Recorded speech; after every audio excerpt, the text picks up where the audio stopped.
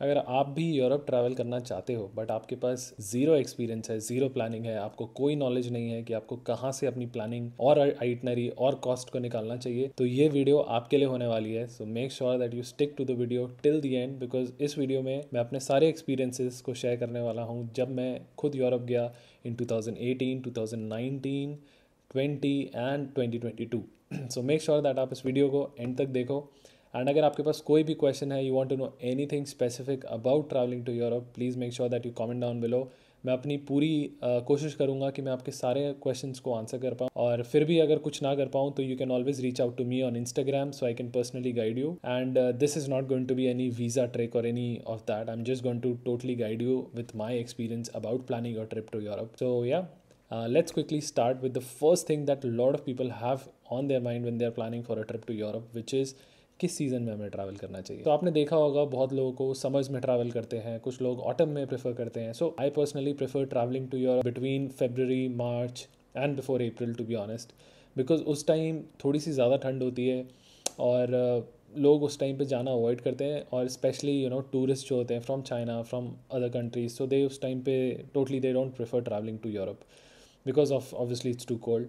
But I personally like cold weather and I don't mind wearing extra layers of jacket. So मैं उस time पे ही travel करता हूँ, और उस टाइम पे जो कॉस्ट है ना वो भी स्टेज और होटल्स और कहीं भी आइटनरी आपका बन रहा है, कोई साइट सीइंग का प्लान कर रहे हो, सबके कॉस्ट जो है ना वो बहुत ज़्यादा कम होते हैं। तो इसीलिए मैं पर्सनली प्रेफर करता हूँ कि इस दौरान ट्रैवल करूँ, और मेरे जो भी ट्रैवल रहे हैं अभी तक के, so I been to Netherlands, Belgium, France, Italy, Spain, Portugal, Austria, चेक रिपब्लिक, हंगरी, स्लोवेनिया। सो जो भी मेरे एक्सपीरियंसेस हैं मैं उनको, Germany also by the way, just forgot. So ये मैं सारे एक्सपीरियंसेस को आज आपके साथ शेयर करना चाह रहा हूँ। So first cost first is the visa. So अगर आप इंडिया से वीज़ा अप्लाई कर रहे हो तो आपको पता है, get your hotel bookings, return flight tickets, NOC if you're privately employed, and your bank statements, salary slips, and just one itinerary with a cover letter कि आप क्यों ट्रैवल करना चाह रहे हो। ये आपको ऑनलाइन गूगल पे सारे सारे डॉक्यूमेंट्स मिल जाएंगे। सो उसके डिटेल में मैं नहीं जाऊँगा, वो आप खुद रिसर्च कर लेना। If you have any questions obviously I can guide you, but I am not an expert in visa, so that's not my field, so I not be able to guide you. So अगला question जो है, let's say I want to apply for visa, तो उसमें कौन सी country से apply करना चाहिए और कौन सी कंट्री से रिजेक्शन रेट ज़्यादा है, या फिर it's my first time, so should I apply from this country और नॉट। सो ऐसे क्वेश्चंस भी बहुत सारे लोग पूछते हैं, specially on these travel communities that I am part of.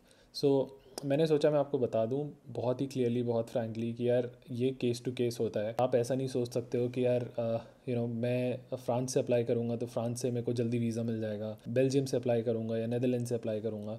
सो देखो, आपका अगर ट्रैवल हिस्ट्री नहीं है तो आपको घबराने की ज़रूरत नहीं है, टू बी ऑनेस्ट। आप अपना you just make sure that you have your proper itinerary decided, cover letter आपका जेन्युइन होना चाहिए। ट्रस्ट मी, लोगों को फ्रेश पासपोर्ट पे भी वीज़ा मिलता है। मेरे को भी फ्रेश पासपोर्ट पे ही वीज़ा मिला था बैक इन 2017। सो अगर आपका फ्रेश पासपोर्ट है तो definitely nobody is going to question you.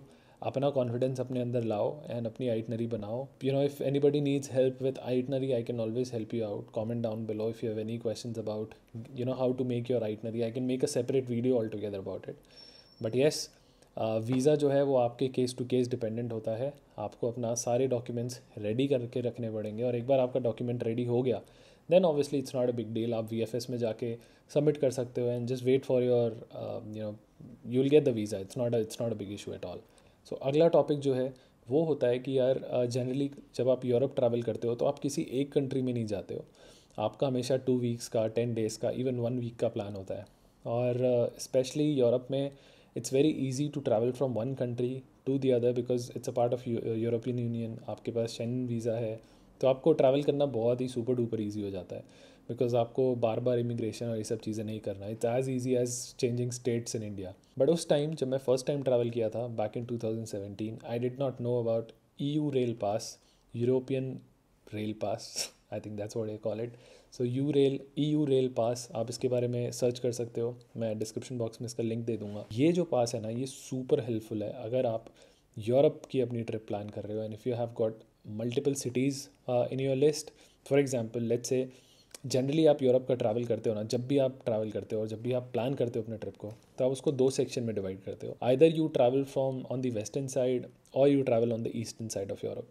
सो मैं ये रिकमेंड नहीं करूँगा कि आपने ट्रिप प्लान किया है और आपने वेस्टर्न साइड को भी रखा है and then extremely eastern side को भी रखा है और आपका जो आइटनरी है ट्रैवल डेज है that is just 7 days 8 days, unless you find really good deals on Ryanair or any website that you can just jump off easily, तो आप वो कर सकते हो बिकॉज जनरली फ़्लाइट्स बहुत सस्ती हो जाती है Ryanair पे. You can get it for like 10 euros, but no luggage, no check-in luggage, nothing. Just to make things easier for you, you can get an EU rail pass and try to stick to either Western Europe or Eastern Europe or Scandinavia, whatever works for you. तो EU rail pass में दो segment होते हैं, second class and first class. ज़्यादा difference नहीं है but cost yes फ़र्क है.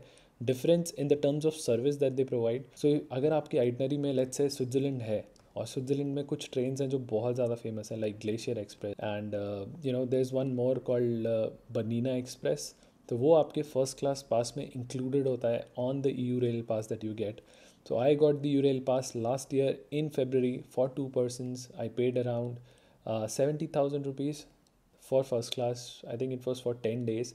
अलग अलग डेज़ के लिए होते हैं like 7 days 10 days 14 days. I got it for 10 days. Best part is कि आपको जिस दिन उसको यूज़ करना है आप उसी दिन उस पास को एक्टिवेट करते हो on the app itself. So it's not like you traveling in Japan where you get the Japan rail pass. वो एक स्पेसिफिक डेट से एक स्पेसिफिक डेट तक के लिए ही होता है like from day 1 to day 7. तो आपको अगर वो day 1 पे आपने एक्टिवेट कर लिया तो वो आपके कॉन्जिक्यूटिव 7 days तक ही वैलिड होगा.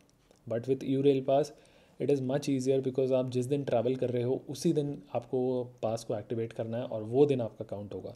You bought the pass for 10 days and उस पर वैलिडिटी लिखी होती है 10 days in a month और 10 days in 60 days. सो आप वो 10 days कभी भी यूज़ कर सकते हो in a month. So it's obviously super convenient कि आपने from let's say from Netherlands Amsterdam you wanted to travel to Belgium और ब्रसल्स और एंटवर्प. तो आपने अपने उस दिन पास को एक्टिवेट किया, ट्रैवल किया एंड उस दिन आपने जितनी मर्जी ट्रेन लेनी है जितनी मर्जी ट्रेन आप ले सकते हो. It's all included in your EU rail pass. So that is the best part. Second best benefit about choosing EU rail pass is that trains in Netherlands in Switzerland super expensive. Netherlands में भी काफ़ी expensive है but सारा जो internal travel है आपका on the trains it is actually included on the EU rail pass.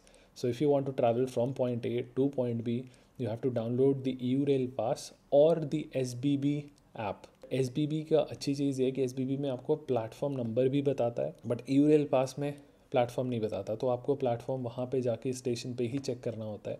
For example if you are planning from travelling from Amsterdam to Zaandam or somewhere else, then you have to just go on the station and then see कि ये train number किस platform पे आने वाली है. But SBB app जो है वो एक सेपरेट ऐप है जो स्विट्ज़रलैंड टूरिज़्म चलाता है. स्विट्ज़रलैंड की local I think train company है. उसकी ऐप पे आपको प्लेटफॉर्म भी बताता है एंड इट्स नॉट नेसेसरी कि वो आपको सिर्फ स्विट्ज़रलैंड की ट्रेन्स का ही बताएगी. अगर आप नेदरलैंड से बेल्जियम जा रहे हो तो उसका भी प्लेटफॉर्म नंबर बताता है. सो ये एक पर्सनल एक्सपीरियंस है जो आपके साथ मैंने सोचा शेयर करूँ. सो इसलिए आपको ये बहुत ज़्यादा बेनिफिट है EU रेल का that you can travel anywhere in Europe on this EU rail pass. But जो लॉन्ग जर्नीज होती हैं लाइक ओवरनाइट जर्नी उसमें आपको पहले से सीट्स अपनी रिजर्व करानी पड़ती. तो this is a catch. Make sure that अगर आप कभी अपने EU रेल पास ले लिया है for 70,000 rupees and you want to travel from point A to point B जो कि ओवरनाइट है या फिर एक पर्टिकुलर टाइम फ्रेम का है लाइक 12 आवर्स 11 आवर्स और 10 आवर्स. सो उसमें आपको सीट रिज़र्व करानी पड़ती है which starts from 10 euros 15 euros which is extra you pay on the EU rail pass existing EU rail pass that you have. मेरे हिसाब से 100% वर्थ है EU रेल पास लेना. आपका जो ट्रैवलिंग कॉस्ट है टाइम है और आप बहुत efficiently you can travel from point A to point B because you can change and you can take as many trains as you want. And if you want me to make a special video about just the EU rail pass, how it works, how much you need to pay, blah blah blah, सारी चीज़ें in detail अगर आप जानना चाहते हो तो I can make a quick short video about EU rail pass as well. अगर आप फ्लाइट्स के बारे में जानना चाहते हो कि यार फ़्लाइट कहाँ से बुक करें तो ऑब्वियसली आपको पता है आपको इनकॉग्निटो मोड पे गूगल फ्लाइट्स पे सर्च करना है ताकि आपको एक मंथली एक मिल जाए एस्टिमेट कि किस टाइम पे आपको पर्टिकुलरली कौन सी वेबसाइट पे अच्छे रेट्स मिलेंगे. You can use trip.com, sky scanner, Google flight. तो वो सारी चीज़ें आप कर सकते हो. इनफैक्ट सस्ते फ्लाइट्स कैसे आपको बुक करने हैं उसकी वीडियो मैंने बनाई है अपने यूट्यूब चैनल के ऊपर. इनफैक्ट मैं डिस्क्रिप्शन बॉक्स में भी वो वीडियो डाल दूंगा. मेक श्योर कि आप फ़्लाइट का एक बार कॉस्ट देख लो कि कौन सी फ़्लाइट आपको कैसे पड़ रही है. Then you can visit MakeMyTrip, see Cleartrip because उन पे कभी कभी आपके क्रेडिट कार्ड के ऊपर, डेबिट कार्ड के ऊपर या फिर कोई ऑफर चल रहा है on UPI payments, you can get really good deal. For example, last year I got an awesome deal. I got 25,000 rupees off on 2 flight tickets from Cleartrip. ये कोई branded और sponsored content नहीं, but actually I got a really good deal from Cleartrip. So मैं generally Cleartrip prefer करता हूँ. Make my trip definitely one of the best, but ये case to case dependent है. हो सकता है कि आपका कुछ एक बहुत ही वाहियात एक्सपीरियंस रहा हो क्लियर ट्रिप के साथ या मेक माई ट्रिप के साथ. अगर मैं बात करूँ फ़्लाइट की, सो वो आपको फ्रॉम 40,000 to 60,000 तक आप एम कर सकते हो, return flight from a particular destination. But आप ये भी देख सकते हो कि कहाँ की फ़्लाइट ज़्यादा फ्रीक्वेंटेड है, फ्रॉम दिल्ली और फ्रॉम मुंबई. तो generally Frankfurt, Berlin, Paris, Amsterdam की फ़्लाइट बहुत ज़्यादा सस्ती कभी कभी मिल जाती है, डायरेक्ट फ़्लाइट होगी. सो आपको you have to just do your research, visit all these website and see कि कौन सी एयरलाइन में आपको सबसे ज़्यादा अच्छा रेट मिल रहा है. जब मैंने फर्स्ट टाइम अपनी टिकट बुक करी थी इन 2017, I got my return flight ticket direct from Delhi to Netherlands, back from Prague to Delhi. I got it for 32,000 rupees. That's it. इस रेट में फ़्लाइट मिलना तो ऑलमोस्ट ना के बराबर है, स्पेशली आफ्टर कोविड जब फ्लाइट के रेट्स बहुत ज़्यादा हाई हो गए हैं. सो ये एक पर्सनल एक्सपीरियंस है, सोचा आपके साथ शेयर करूँ. नेक्स्ट मूव करते हैं हम बहुत बड़े टॉपिक के ऊपर, जो कि है स्टे. सो आपको यूरोप का पूरा आपने प्लान कर लिया, यू हैव डिसाइडेड दैट आप किस सीज़न में ट्रैवल करने वाले हो, फ्लाइट कर ली, वीज़ा भी आ गया आपका. तो अब आप सोच रहे हो कि स्टे कैसे करना है. So just one short answer for that is Airbnb. अगर आप सोलो ट्रैवल कर रहे हो तो भाई hostel world, hostels 500 rupees, 1000 rupees, 2000 rupees, depending आप किस कंट्री में हो. So usually western side of Europe, Netherlands, Belgium, ये सारा जो सेक्शन है थोड़ा सा एक्सपेंसिव है. स्कैंडिनेविया जाओगे तो बहुत ही ज़्यादा एक्सपेंसिव है. स्कैंडिनेविया में हमारा नॉर्वे आता है, डेनमार्क आता है, स्वीडन आता है, फिनलैंड आता है. तो ये तो मतलब बहुत ही ज़्यादा एक्सपेंसिव है. बट आपके प्लानिंग के ऊपर है कि आप कैसे प्लान करते हो. You can even find good hostels for 15 euros, 10 euros, जो कि अप्रॉक्सीमेटली 1000 से 1500 रुपये के आसपास होते हैं. But if you are not a hostel person and you don't actually want to stay in hostel, you are travelling with friends, family, तो आप एयरबीएनबी के ऑप्शंस चेक कर सकते हो. एयरबीएनबी में आपको बस इतना ध्यान रखना है कि कभी भी कोई भी स्टे बुक करो, उसकी रेटिंग्स को, उसके रिव्यूज़ को डेफिनेटली कंसिडर करो. सी मैप पे कि वो लोकेशन कहाँ पर है, सिटी सेंटर से कितना दूर है. बिकॉज सिटी सेंटर के आसपास जब आप रहते हो तो सारे जो मेन टूरिस्टिक स्पॉट्स हैं, लोकेशंस हैं, वो आपके आसपास होंगे. तो आप इवन वॉक करके भी सारी जगह जा सकते हो, because Europe is very much pedestrian friendly. So आपको कहीं पे भी जाना है, you can easily walk. 2 kilometre 3 kilometre की वॉक तो पता भी नहीं चलती, स्पेशली विंटर्स में. और स्टे के बारे में अगर आप ज़्यादा जानना चाहते हो तो उसकी भी एक वीडियो मैंने बनाई हुई है, जो मैं डिस्क्रिप्शन बॉक्स में डाल दूंगा, which will help you figure out कि आपको कैसे अपना स्टे बुक करना है. What are the criteria that you need to look at when you are booking your stay from Airbnb. Again, this is not a sponsored video, no sponsored at all. ये personal experience share कर रहा हूँ. I hope आपको ये पसंद आए. And like I said, any questions comment down below and I will definitely help you out. उसके बाद जो लास्ट चीज़ होती है कि यार आप कितना स्पेंड करते हो किसी कंट्री में when you travel. I will be very honest, it totally depends from person to person. 2017 में जब मैंने फर्स्ट टाइम ट्रैवल किया, I travelled with my friend.